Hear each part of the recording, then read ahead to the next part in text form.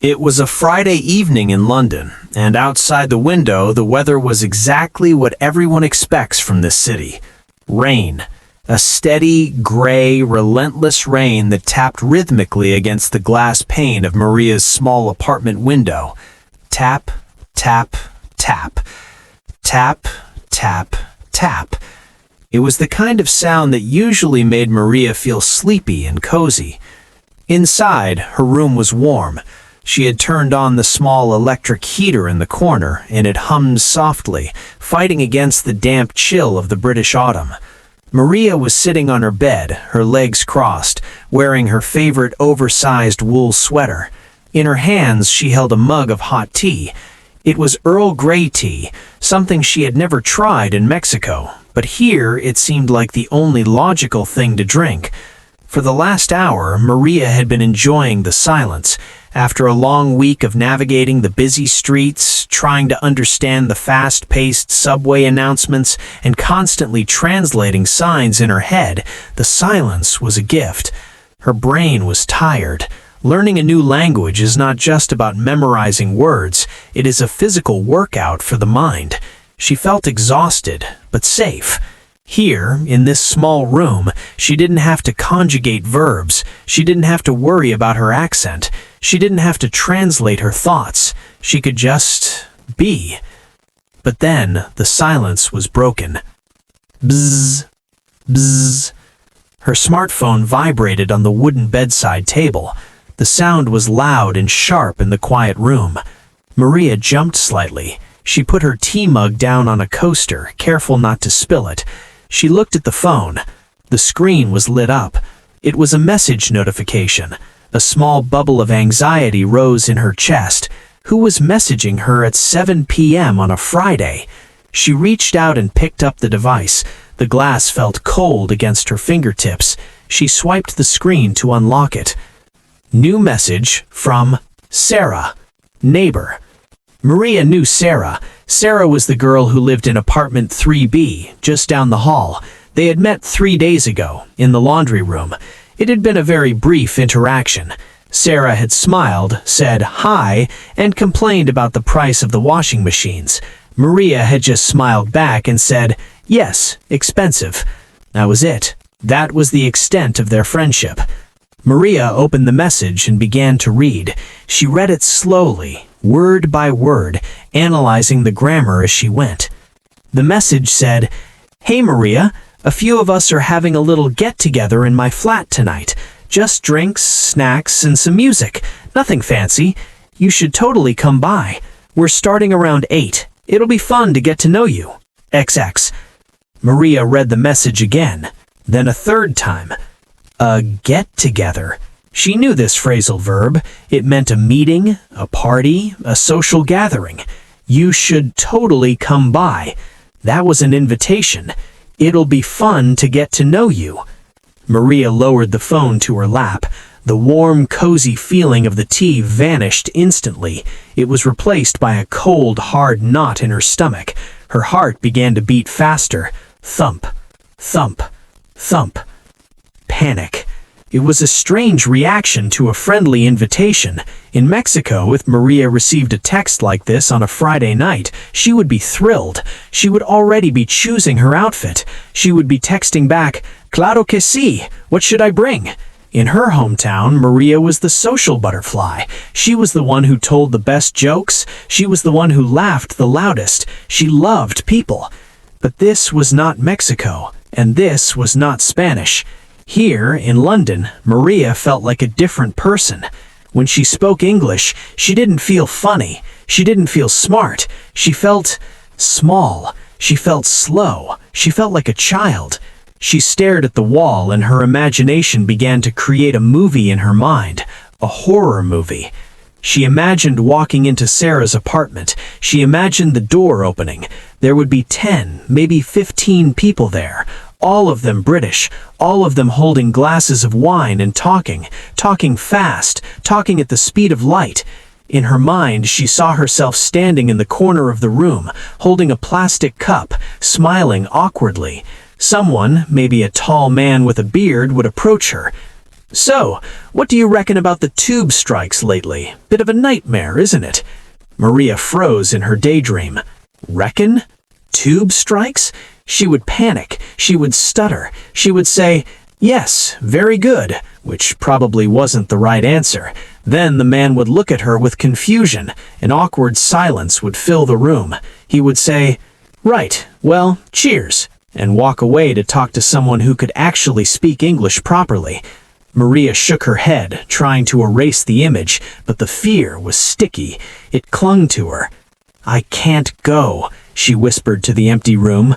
"I simply can't go." It was safer to stay here. It was safer to put on her pajamas, the ones with the little clouds on them. It was safer to open her laptop, log into Netflix, and watch a series she had already seen 5 times. There was zero risk in that. No one would judge her grammar on Netflix. No one would ask her to repeat herself. No one would look at her mouth while she struggled to pronounce the TH sound. She picked up the phone to type a reply. She started to type, "Hi, Sarah. Thank you so much, but I am not feeling very..." She stopped. She was going to lie. She was going to say she was sick. It was the easy way out. The coward's way out, a voice in her head whispered. She looked at the cursor blinking on the screen. Blink, blink, blink. Is this why she came to London? To hide in a room? To watch TV? She remembered the day she bought her plane ticket. She remembered the promise she made to herself at the airport in Mexico City. She had hugged her mother and said, "Voy a comerme el mundo." I am going to eat the world. I am going to live everything. I am going to become fluent. How can you become fluent? She asked herself aloud, her voice trembling slightly in the quiet air, if you never speak to anyone. She knew that daily use English sentences were not learned in books. They were learned in kitchens, in living rooms, in parties with loud music. English speaking practice wasn't just repeating audio files alone in a bedroom. It was looking someone in the eye and trying to connect, even if you were terrified. Maria stood up. She needed to move. She walked to the window and looked out at the rainy street below. The streetlights reflected on the wet pavement, creating pools of orange light. People were walking down there, living, interacting. She felt a battle raging inside her. Side A, the fear, it told her to stay safe, stay warm, stay silent. Side B, the dream, it told her that growth only happens outside of the comfort zone. She walked over to the mirror hanging on the wardrobe door. She looked at her reflection. She saw a girl who looked tired, yes. She saw a girl who was scared. But she also saw the girl who had navigated the airport alone, the girl who had found her hotel without a phone battery, the girl who had made a coffee and made a barista smile. "You are shy," she told her reflection. "It is okay to be shy, but you are not a coward." She took a deep breath. Inhale, 1, 2, 3. Exhale, 1, 2, 3. She picked up her phone again. She deleted the text she had started. She erased, "I am not feeling very well." Her thumb hovered over the keyboard. Her heart was still racing, pounding against her ribs like a trapped bird, but her hand was steady. She typed, "Hi, Sarah. That sounds lovely. Thank you for the invite. I'll be there at 8:15. Can I bring anything?" She stared at the message. Once she pressed send, there was no going back. Once she pressed send, she had to go. She had to face the monster of social interaction. She closed her eyes tight. She counted down. 3, 2, 1. Send. The message swooshed away. Delivered. Maria let out a long, shaky breath and dropped the phone onto the bed. "Okay," she said. "Okay, I did it." Now a new panic set in. What does one wear to a little get-together in London? Is jeans okay? Is a dress too much? She opened her suitcase, which was still half-packed on the floor. She started pulling out clothes. A black blouse. Too serious. A red dress? Too fancy. Her blue jeans and a nice white top, maybe. As she held up the clothes, looking for approval from the empty room, her mind started to shift gears. The paralyzed fear was turning into nervous energy, adrenaline. She wasn't just preparing for a party, she was preparing for a mission. Her mission tonight was not to be the funniest person in the room, it wasn't to be the loudest, it wasn't even to speak perfect English. Her mission was simple: go to the party, stay for 1 hour, say hello to 3 people. Just 3 people, she negotiated with herself. I will say hello, I'm Maria, to 3 humans, and then, if I want to, I can come back here and hide. It felt manageable, a small goal. She checked the time, 7:75 p.m. She had 30 minutes to get ready, 30 minutes to turn scared Maria into brave Maria. She went to the bathroom to wash her face. The cold water felt shocking and refreshing on her skin. She looked in the mirror again while drying her face with a towel. Her eyes looked brighter now. The terror was still there, lurking in the background, but there was a spark of excitement too. Tonight, she wouldn't be studying English sentences in a textbook. Tonight, she would be living them. She put on her blue jeans and the white top. She brushed her hair. She put on a little bit of lipstick, a brave shade of pink. She looked at the clock, 8:10 p.m. It was time. She grabbed her keys, she grabbed her phone, she walked to the door of her apartment. Her hand touched the doorknob. The metal was cold. She hesitated for one last second. The silence of her room pulled at her, begging her to stay. No, she whispered. She turned the handle, opened the door, and stepped out into the hallway. The door clicked shut behind her, locking the silence inside. She took a few steps down the corridor towards apartment 3B. She could already hear faint music coming from behind Sarah's door. She could hear the murmur of voices. Maria stood in front of door 3B. She raised her hand to knock. Her hand was shaking. English-speaking. Maria stood in front of the bathroom mirror. The fluorescent light hummed above her, casting a bright, unforgiving glow on her face. She was dressed. She was wearing her blue jeans and the white top. She had put on her shoes. Technically, she was ready. But inside, she felt completely unprepared. Her mouth felt dry. Her tongue felt heavy, like a piece of lead sitting in her mouth. It was a strange sensation that happens when you haven't spoken a foreign language all day, and suddenly you have to perform. It's like trying to run a marathon without stretching first. Her English muscles were cold. I can't just walk in there, Maria whispered to her reflection. I will freeze. I will open my mouth and nothing will come out except air. She needed a warm-up. She needed a rehearsal. Maria looked around the small bathroom.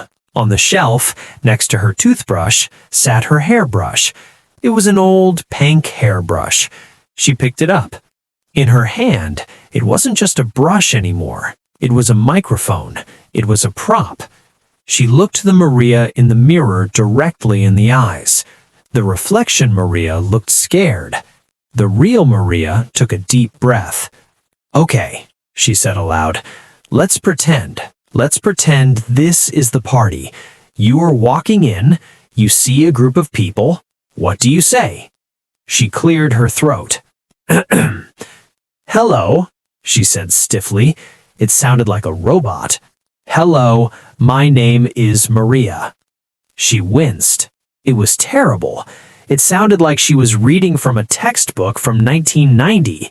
It had no soul. It had no personality. If she spoke like that, people would think she was boring. No, she scolded herself. Try again. Be natural. Be cool. She shook her shoulders to loosen up. She tried again. Hi, I'm Maria. Better, much better. It was short. It was friendly. She decided to practice this. Repetition is the mother of skill, her teacher used to say. She looked at the mirror and repeated it, changing her intonation slightly each time. Hi, I'm Maria. Happy. Hi, I'm Maria. Casual. Hi, I'm Maria. Confident. Narrator note: now it is your turn. Don't just listen to Maria, be Maria. Wherever you are right now, in your car, in your room, or walking down the street, I want you to speak. Open your mouth. Let's practice the introduction. Repeat after me. Hi, I'm Maria. Pause for listener. Hi, I'm your name. Pause for listener. Nice to meet you. Pause for listener. Back in the bathroom, Maria felt a little rhythm building. She had the introduction. But an introduction is only the spark. It is not the fire. To keep the fire burning, she needed more wood. She needed more sentences.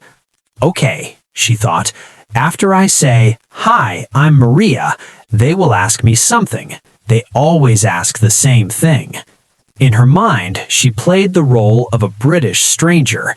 She pitched her voice lower to sound like a man. So, Maria, where are you from? This was the easy part, or so she thought. I am from Mexico, she answered the imaginary man. But then the doubt crept in. Did she pronounce Mexico correctly? In Spanish, it is Mexico, with a strong, beautiful sound in the throat. In English, it's Mexico. It always felt strange to say the name of her own country with a foreign accent. It felt like she was betraying her roots. I am from Mexico, she practiced again, focusing on the English pronunciation. I'm from Mexico City. She realized she could add a little detail to make it more interesting, a conversation hook. I'm from Mexico City. It is a very big, chaotic, and beautiful place. She smiled. That was a good sentence. It showed personality. It showed she had vocabulary. Chaotic. That was a B2 level word. She felt proud. Narrator note: now, let's practice this vital daily use sentence. When people ask where you are from, don't just say the country. Add one adjective. Add one detail. Repeat after me. I am from Mexico. Pause for listener. I am from Spain. Pause for listener. I am from Colombia. Pause for listener. It is a beautiful place. Pause for listener. Maria moved to the next phase of her rehearsal, the "what do you do?" question. I am a graphic designer, she told the mirror, but currently I am looking for a job. Wait, looking for a job sounded a bit desperate. Maybe she shouldn't say that at a party. She wanted to sound successful, not needy. She decided to change the narrative. I am a graphic designer. I am taking a sabbatical to improve my English. Yes, sabbatical. That sounded fancy. That sounded intentional. But then the dark clouds of anxiety returned. The rehearsal was going too well. In a rehearsal, she controlled both sides of the conversation. In reality, she couldn't control the other person. What if they spoke too fast? What if they used slang? What if they mumbled? Maria dropped the hairbrush onto the sink. Clatter. The fear paralyzed her again. This was her biggest nightmare. The awkward silence. The moment when someone finishes a sentence, looks at you, and waits for you to laugh or answer, and you have absolutely no idea what they just said. You just stand there, smiling like a fool, hoping the earth will open up and swallow you. I can't do it, Maria whispered. I will look stupid. She leaned her hands on the sink and hung her head. She looked at the water drain. But then she remembered the barista at the coffee shop. Remember him? The guy with the beard who gave her the charger? When she didn't understand the price, she asked him to repeat it. Did he laugh? No. Did he think she was stupid? No. He just repeated it. I need a shield, Maria realized. I need weapons to defend myself against the fast English. She looked back up at the mirror. Her eyes narrowed. She wasn't going to be a victim of the conversation. She was going to be an active participant. She needed specific sentences, safety sentences, to manage the flow of communication. She began to practice the most important sentences in the English language. These were not sentences about the weather or cats. These were sentences about survival. Sentence number 1. The honest confession. "Sorry, English is not my first language." She said it loud. She owned it. It wasn't an apology for being weak. It was a statement of fact. Sentence number 2. The speed control. "Could you speak a little slower, please?" She practiced saying it with a smile, not a frown. If you say it with a smile, people are happy to help. Sentence number 3. The rewind button. "I didn't catch that. Can you say it again?" Maria repeated these 3 phrases over and over. They became her armor. If she had these phrases ready in her pocket, she had nothing to fear. If she didn't understand, she wouldn't freeze. She would just use a safety sentence. Narrator note: this is the most critical part of your English speaking practice today.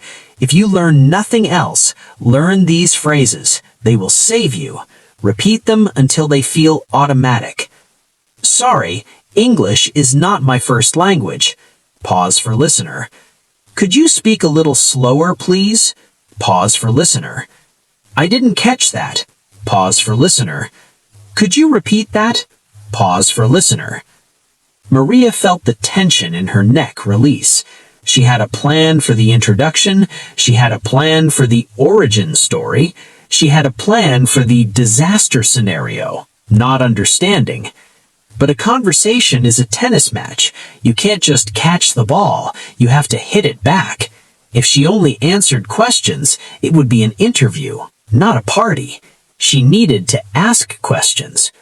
People love talking about themselves, Maria remembered reading somewhere. If I am nervous, I should just make them talk. She picked up the hairbrush again. She pointed it at the imaginary British person in the mirror. "So," she improvised, "how do you know Sarah?" Good. That was a classic party question. "Do you live in this building?" Also good. Simple. Effective. "Have you lived in London for a long time?" A bit more complex grammar. Present perfect, yes, but she nailed it. She realized that asking questions was the ultimate hack. If she asked a question, the other person would talk for 2 minutes. That gave Maria 2 minutes to breathe, to listen, and to relax. Asking questions took the spotlight off her and put it on them. "I am a journalist," she joked to herself. "Tonight, I am not a scared student. I am an investigator." She practiced her listening face. She nodded at the mirror. She made sounds of agreement. "Really? Wow, that is interesting. No way. I see." These small words were the glue of conversation. They showed she was listening, even if she wasn't speaking full paragraphs. Narrator note: now, let's practice active listening. These are short words, but they are powerful. They keep the conversation flowing. Say them with emotion. "Really?" Make it sound surprised.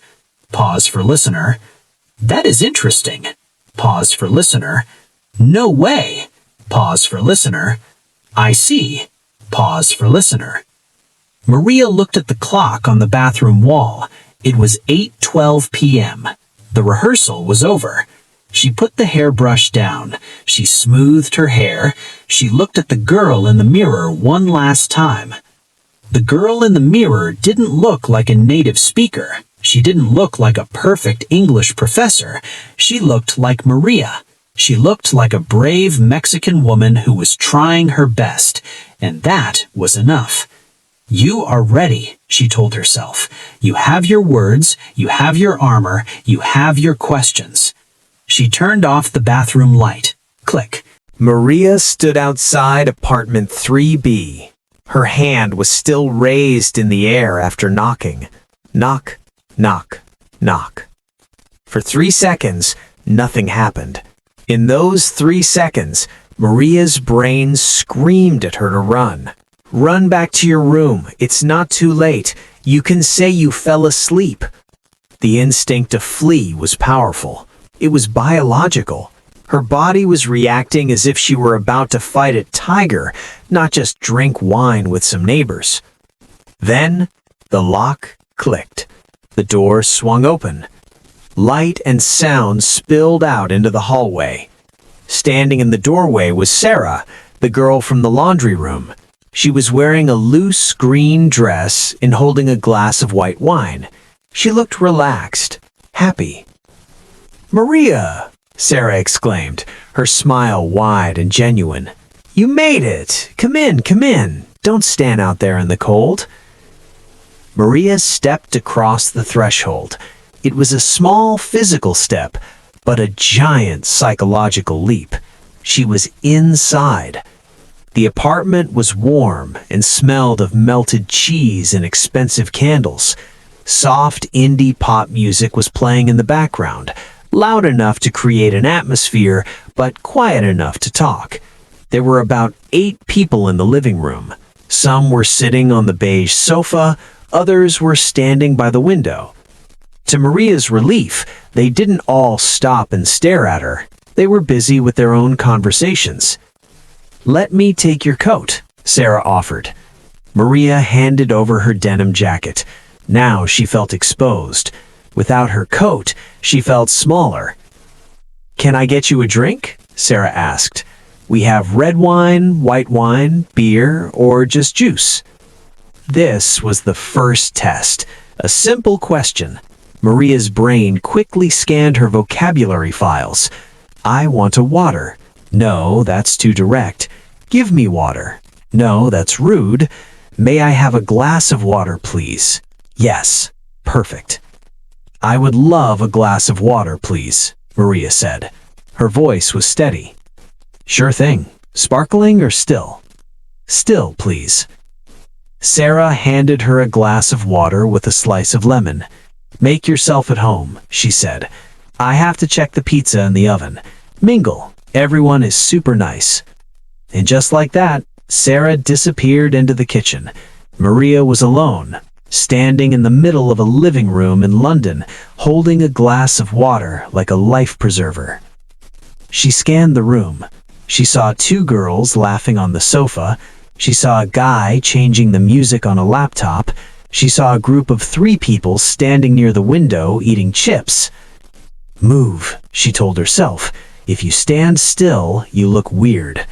She walked slowly toward the food table. It gave her a purpose. She looked at the bowls of olives and nuts. She wasn't hungry, but looking at food was a great excuse to avoid eye contact. Suddenly, she felt a presence next to her. "The guacamole is actually quite good. Surprising for London." Maria turned. Standing there was a young man. He was tall, wearing a gray sweater and glasses. He had a kind face. This must be Tom. Or maybe a Dave. He looked like a Dave. "Oh?" Maria said. It was a safe sound. "Yeah," the man continued. "Usually avocados in the UK are hard as rocks, but Sarah has a secret source. I'm James, by the way."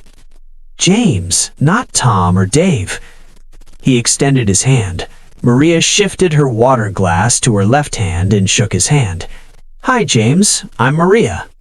She remembered her rehearsal. She remembered the bathroom mirror. "I'm from Mexico," she added immediately, "so I am the judge of the guacamole." James laughed. He actually laughed. It wasn't a pity laugh. It was a real chuckle. "That is true," James said. "We have an expert in the room. So, Maria, what brings you to our rainy city?" Here it was, the conversation flow. It was happening exactly like she practiced. "I am living here for a few months. I'm taking a sabbatical to improve my English." "That's fantastic," James smiled. "Your English sounds great already." Maria felt a warm glow in her chest that had nothing to do with the room temperature. He understood her. She understood him. It was working. Narrator note. Let's pause here. Maria is doing great because she is using small talk.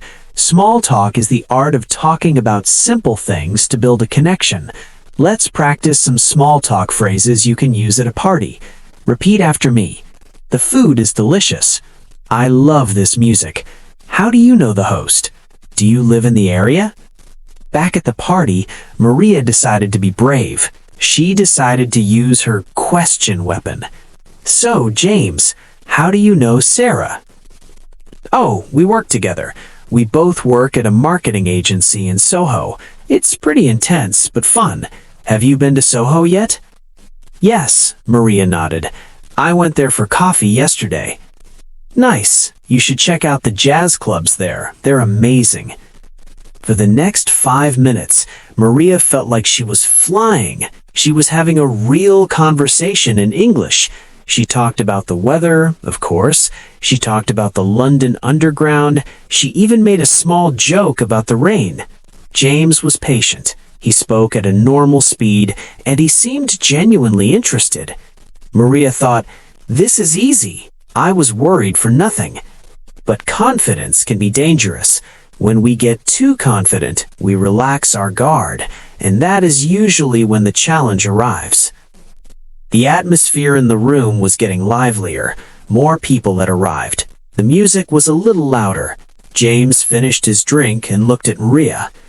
Listen, Maria, I've got to tell you this story about our boss. So yesterday, he comes into the office, right? And he's absolutely knackered because he's been up all night with his newborn, and he literally throws a wobbly in the middle of the meeting because the coffee machine was broken. It was mental. James laughed loudly, slapping his leg. He looked at Maria, expecting her to laugh too. Maria froze. The smile stayed plastered on her face, but her eyes went wide. What did he just say? Knackered. Was that a bad word? Throws a wobbly. Did he throw an object? A furniture piece? Mental. The fog returned instantly. 1 second ago, she was watching a clear movie in HD. Now the screen was full of static. She understood coffee machine and broken, but the rest was a mystery. Time seemed to slow down. James was looking at her, waiting for a reaction. The old instinct kicked in, the fake-it instinct. Just laugh, her brain whispered. Just nod and say, yeah, crazy. If you ask him to explain, he will think you are stupid. He will realize you don't belong here. Don't ruin the moment.